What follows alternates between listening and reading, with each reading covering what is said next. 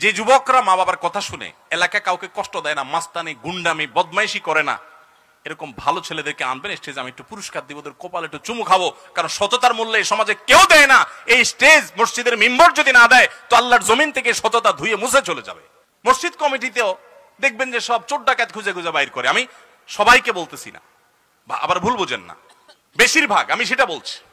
কয়টা মসজিদে আপনারা দেখেন যে মসজিদ কমিটিতে ভালো ভালো মানুষগুলোকে, যে এলাকার সবচেয়ে সৎ, সবচেয়ে ভালো মানুষ, সত্য কথা বলে, ধানাই পানাই করে না, দুই নম্বরই করে না, এই মানুষগুলোকে খুঁজে খুঁজে এনে মসজিদে দায়িত্ব কয়টা মসজিদে দেওয়া হয় বলেন তো?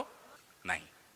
কারণ আমরা সবাই চাই, আমরা হুজুররাও চাই যে মসজিদটা চকচক করুক, আমার কমিটির লোকজন চোর ডাকাত যাই হোক মসজিদ যেন চকচক করে। এটা কি ইসলাম? এটা ইসলাম না। আমার মাহফিলের চকচকার চাইতে গুরুত্বপূর্ণ হলো আমরা যেন সৎ হতে পারি। তো সৎ হতে হলে অনেক ঝামেলা আছে। যুবক ভাইরা, এখন আপনারা সিদ্ধান্ত নেন কে কে সৎ থাকবেন আর কে কে অসৎ থাকবেন।